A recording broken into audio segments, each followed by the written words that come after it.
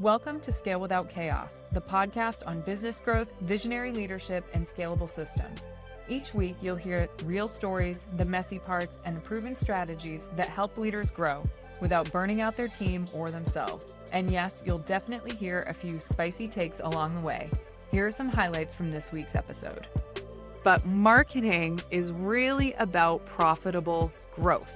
We cannot forget that as marketers, we are here to grow a business. The only way that you grow a business is through profitable growth. If your brand starts to look like all of your competitors, starts to sound like all of your competitors, then you become a commodity. Then you need to compete on price. That is not where you want to be. And now, this week's episode. Hi, everybody. Welcome back to Scale Without Chaos. It is now September, and we know what that means in the B2B community. It is the start of budget season. And for a lot of you, if you're anything like me, that word just brings a tremendous amount of dread and anticipation and a lot of time spent in meetings and in discussions around what's coming in the next 12 months, 12 to 18 months, and how everything is coming together, how your performance was over the last 12 to 18 months, and even further if you're doing it right.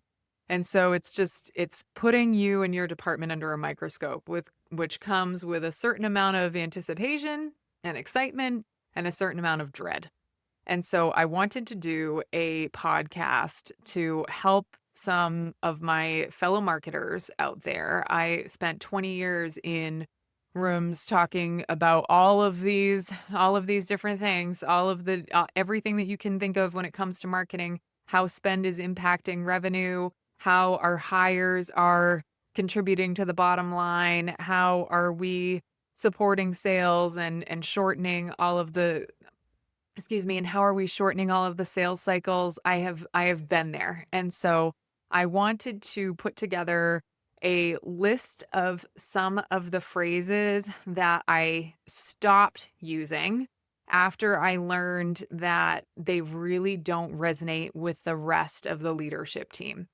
I think that as marketers, we spend a lot of time focusing on details. That's what makes us really, really good.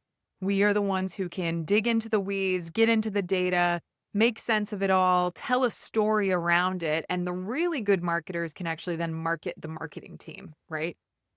Which is excellent. So we're the ones who can go in and do that. But we focus so much on metrics because that's what we know as our funnel. Like people who are impressions eventually become engagements and they eventually become conversions.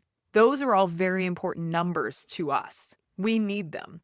But the rest of the business, honestly, doesn't care anything about that. The only time that they care about that, all of those things that we care so deeply about and we give blood, sweat, and tears for every single one of those conversions, the only thing they care about is when that conversion becomes dollars. And so it took me personally a long time to figure out that when I'm saying, but look at all of this great stuff that we're doing, if that's not translating into a language that the rest of the leadership team understands, it is almost like marketing is discounted, and we don't want marketing discounted at the time when we are trying to justify budgets, at least stay flatline, if not grow, and to validate the fact that we need our team and their expertise. There's so many reasons why we don't want marketing to be discounted, especially during budget season. And so that is why I am sharing them with you. So here are the top 7 things to stop saying if you want to get more budget in 2026. So here we go. The 7 language swaps. I'm calling them the 7 language swaps that win. Stop saying we need more budget for brand. If you say that word, I think immediately CEO, CFO, the lights just kind of dim immediately, just because Brand is such an ambiguous term, and it is so difficult for them to understand how that actually translates into numbers. Now, we as marketers know that marketing is a very careful balance between science and creativity. Brand encapsulates all of those things, but the more visual part of it is the creativity part. The way that I have started to describe this to other members of the C-suite is to talk about the revenue lift that we can project from brand investment. Now, here's what I mean by that. You do not want to be a commodity. And if your brand starts to look like all of your competitors, starts to sound like all of your competitors, starts to look like all of your competitors, then you become a commodity. Then you need to compete on price. That is not where you want to be. And those are just the visuals. Obviously, there's a lot of pieces of, there's people components to it. How good is your customer service? All of those things. But we don't want to talk about we need more budget for brand. We want to talk about the 3-year revenue lift that we project because we're going to start to stand out. And that's from brand investment. Now, how do you actually prove this?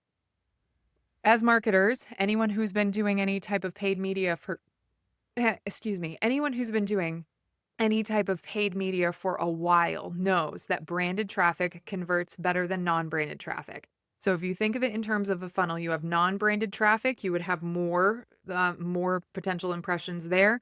Branded traffic is a little bit less because people who have heard about what you sell and then about your business, it's the next step down. When you start to convert that traffic, that branded traffic, first of all, you're keeping it away from your competitors. If you're investing in paid media on your branded keywords, you are keeping it away from your competitors. And then you are also converting them at a higher rate because they've already heard about your business. Now, let's pretend that you did not spend money in brand, in that one channel, in paid media. We're talking Google or Bing here.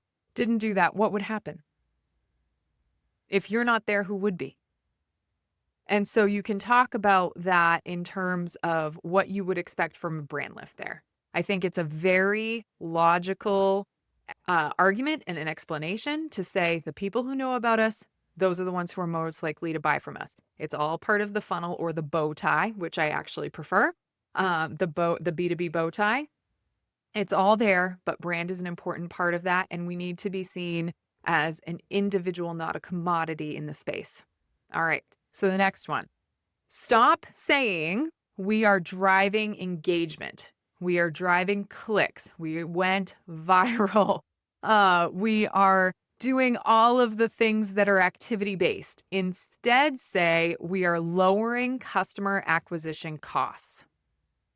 You can look at customer acquisition costs a whole bunch of different ways. The most true and form way is to include people's salary with all of the additional spend and expenditures for sales and marketing, and then add it all together, divided by the amount of dollars that came into your business for a given time period. That is the definition of customer acquisition cost. However, you can look at the return on investment for a particular channel if you want to get into that level. But I mean, keep in mind, remember that all of our attribution is kind of like spaghetti. There's a whole bunch of work that goes in. And again, we were just talking about brand. There's so many things and touch points that can happen, but you can look at it at a return on investment model. But please, please, please stop talking about we're driving engagement. Start talking about we are lowering acquisition costs. The more engagement we have, the bigger that top of funnel is. Take a look at your conversion rate down to that next step. What does it look like? We're lowering customer acquisition costs. CFOs track dollars, which is extremely important to remember as we go through this entire list. CEOs just support the CFOs. If they came from a finance background, obviously, there's quite a bit more there in terms of their understanding and knowledge and where they would tend to lean in these conversations. But if you have a team that is finance focused, remember they track dollars. So when you start talking about engagement strategies and as they relate to CAC, your arguments will get a lot further than if you're just talking about engagement and MQLs. In fact, I recently, within the last few years, gave a presentation to I gave a presentation to the members of my leadership team, other members of my leadership team, about how great marketing was doing.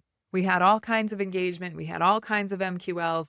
And after I got done the presentation, the CEO looked at me and said, Sam, if the business isn't winning, marketing isn't winning.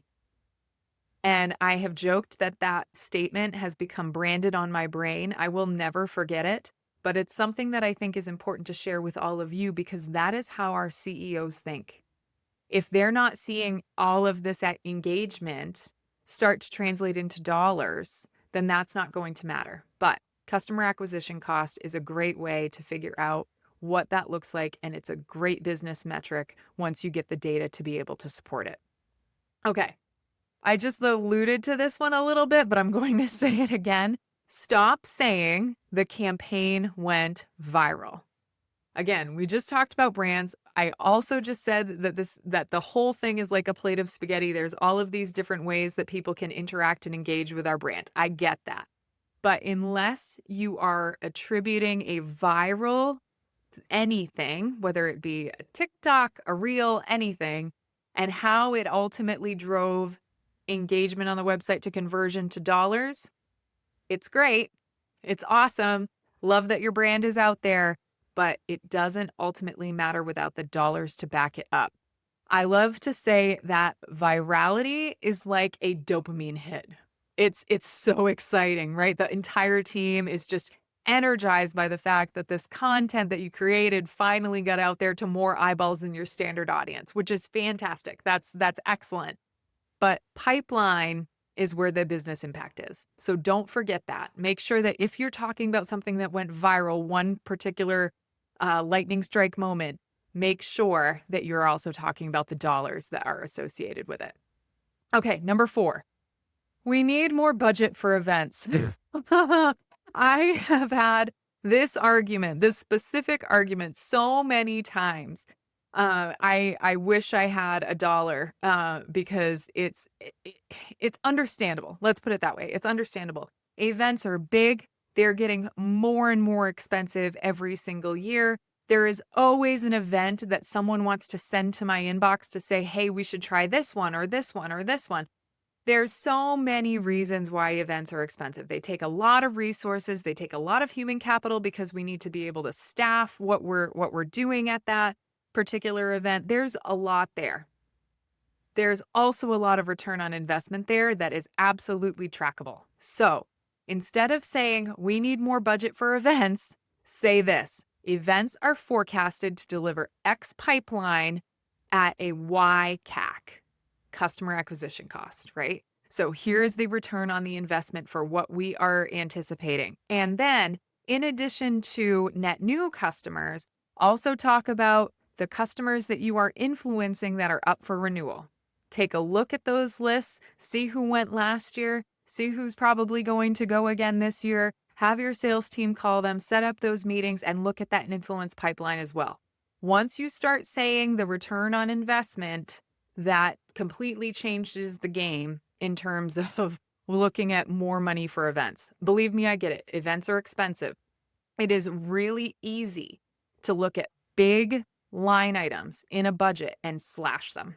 It is really easy to do that, especially in marketing where with what we're dealing with, it is all nice to have. I understand marketing is important, but it's all nice to have. We're not talking about cutting people necessarily, which we would be doing in other areas of the business. We are talking about big program areas, which don't necessarily have a human capital element attached to them where someone would be losing their job.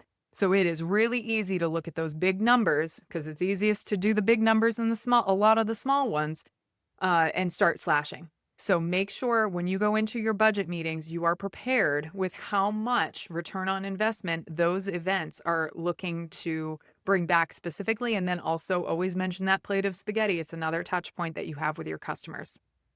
Okay, number 5. Marketing is about storytelling. Stop saying marketing is about storytelling. And if there is anything in this entire podcast that is probably going to be the most controversial thing that I say, marketing is not just about storytelling.